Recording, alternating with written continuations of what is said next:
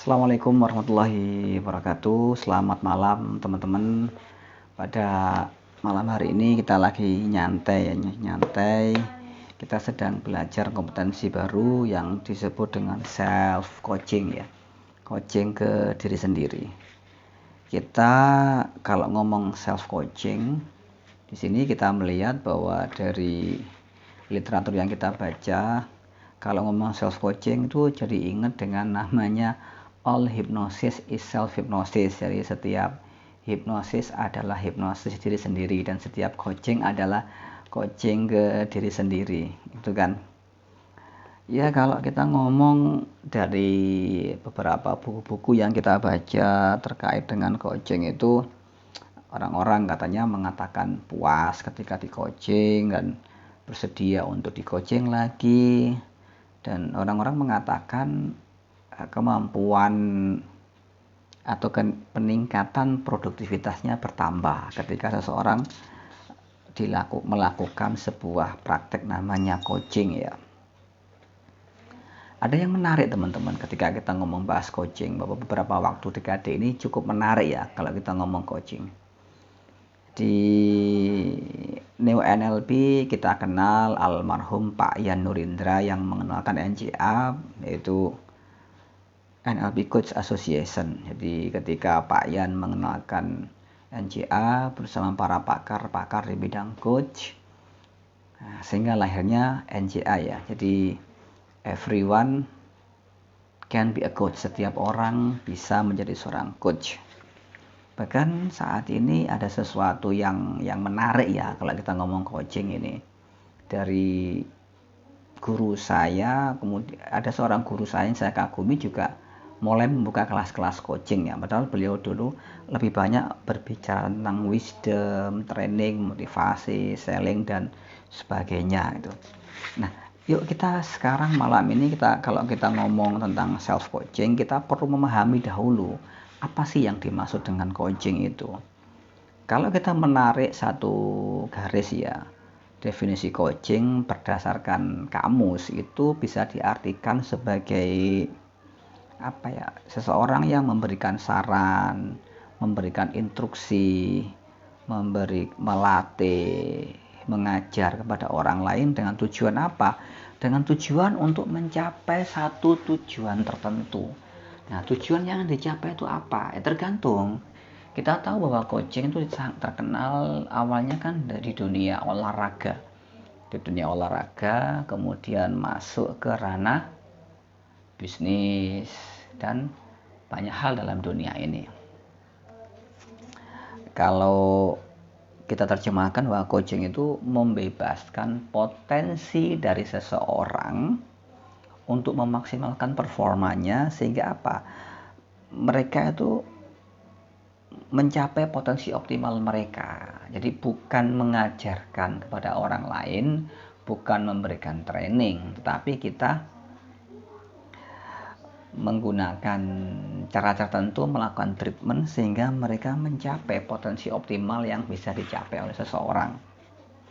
Istilahnya kan kalau seorang petinju itu butuh seorang coach untuk menemukan blind spotnya. Sehebat apapun seorang petinju, ketika dia punya seorang coach, maka dia bisa menemukan titik lemahnya ada di mana gitu loh. Kalau kita ngomong tentang coaching, setiap orang pasti pernah mengalami namanya dialog-dialog internal dengan dirinya, seperti saya itu sudah tahu terhadap apa yang harus saya lakukan, tapi kenapa ya kok saya nggak melakukan hal itu gitu loh. Atau seseorang mengatakan bahwa kenapa ya aku kok sulit mengendalikan pikiranku, kenapa aku melakukan seperti ini. Nah, itu adalah salah satu cara bahwa ada sesuatu yang kurang connect dengan dirinya gitu loh. Jadi fokus ke internalnya, bukan fokus ke eksternalnya. Ketika seseorang sudah selesai dengan dirinya, maka melalui dialog-dialog internal, self coaching, dialog, ngomong ke diri sendiri, mengakses bawah sadar, apapun lah istilahnya, Ya, itu bisa kita manfaatkan, kita sinergikan dalam satu namanya self coaching.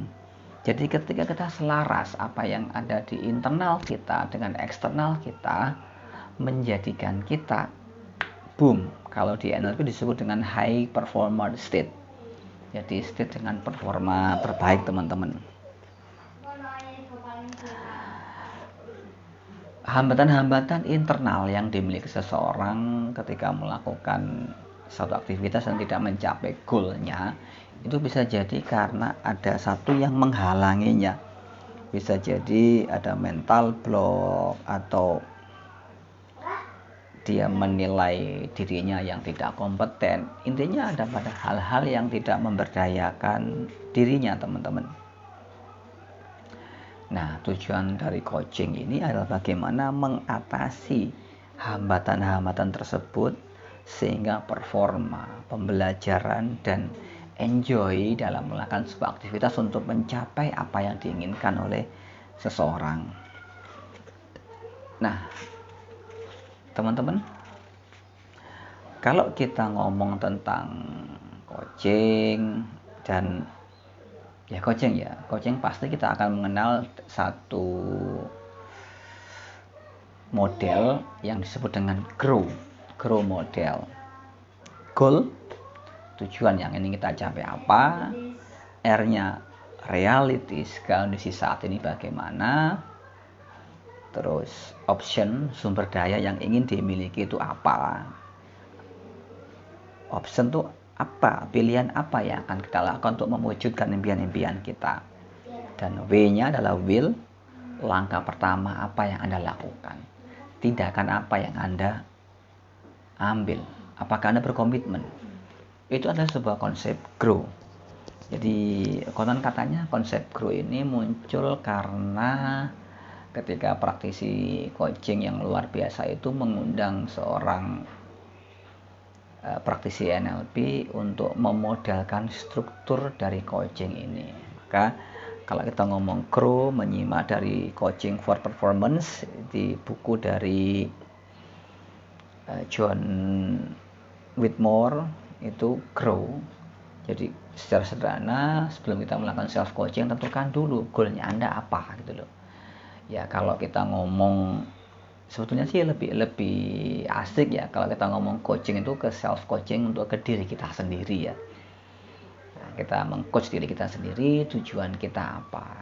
Sama halnya seperti saat ketika seseorang ingin memulai sebuah bisnis, goal Anda apa, kenapa Anda jualan produk A, produk B, produk C, apakah Anda punya tujuan? Sangat jelas. Apakah dalam bentuk rupiah yang ingin Anda dapatkan saat ini, atau Anda ingin membangun relasi, melayani banyak orang, atau apapun itu. Nah, dan alhamdulillah pada pagi hari ini kita melakukan dialog internal ke diri kita sendiri, dan kita sudah menemukan apa yang ingin kita raih dalam waktu dekat ini. Realitinya seperti apa?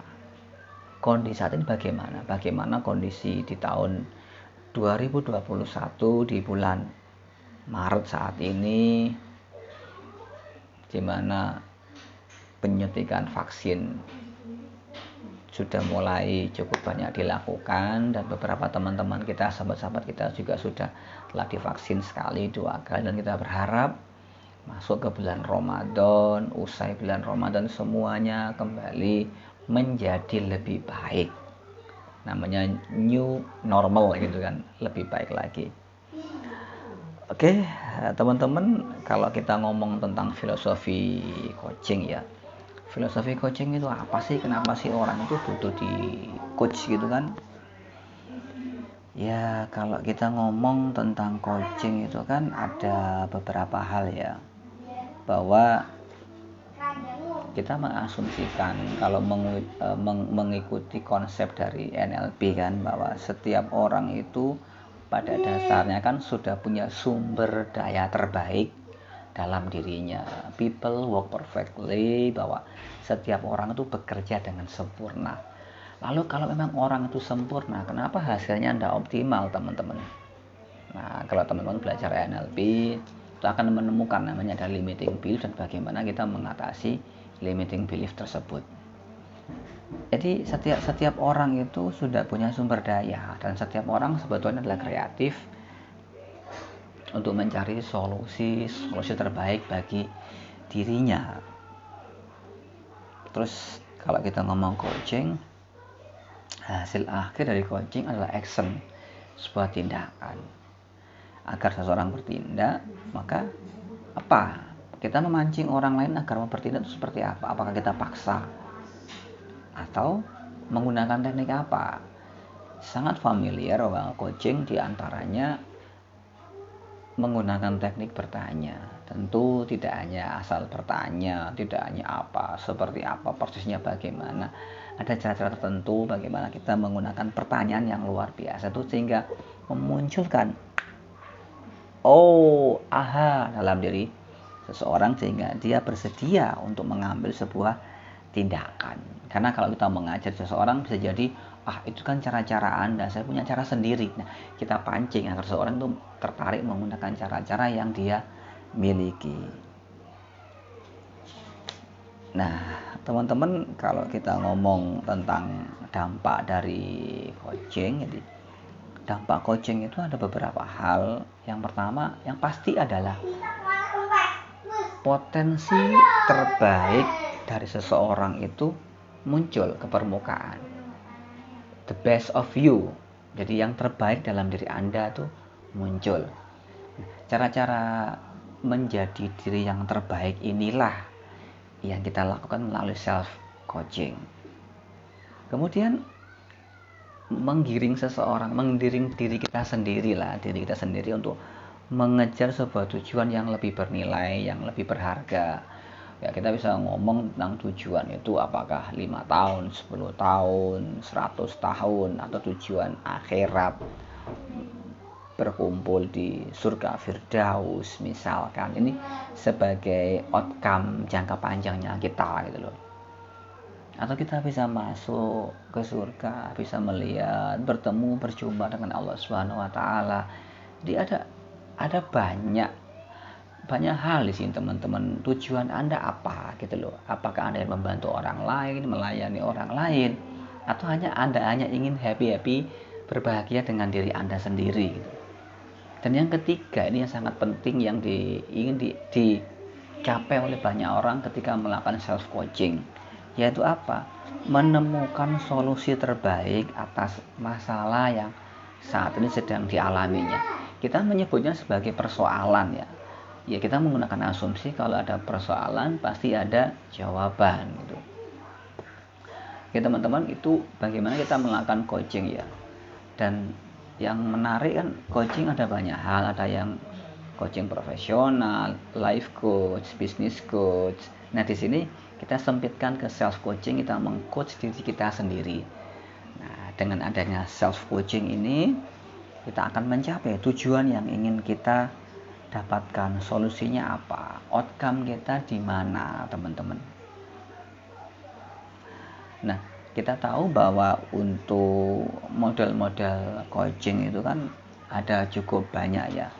Untuk kompetensi coaching, apakah ketika Anda sebagai seorang coach itu Anda sudah mengetahui prinsip dasarnya apa. Terus kemudian kalau kita menggunakan pendekatan kognitif behavior model, terus bagaimana kita mengubah frameworknya dalam satu sesi kondisi ini, bagaimana, apakah bertumbuh, memilih kesadaran, kemudian pertumbuhan, keterbukaan, atau sebuah keselarasan. Oke teman-teman, mungkin itu aja pada malam hari ini sesi sharing kita untuk opening. Yang mau lanjut ya monggo silahkan kontak-kontak kita di nomor WhatsApp kita, atau kunjungi di blog kita publik atau di hidupbaru.net ya. Oke teman-teman, terima kasih. Saya Ilyas Sapso.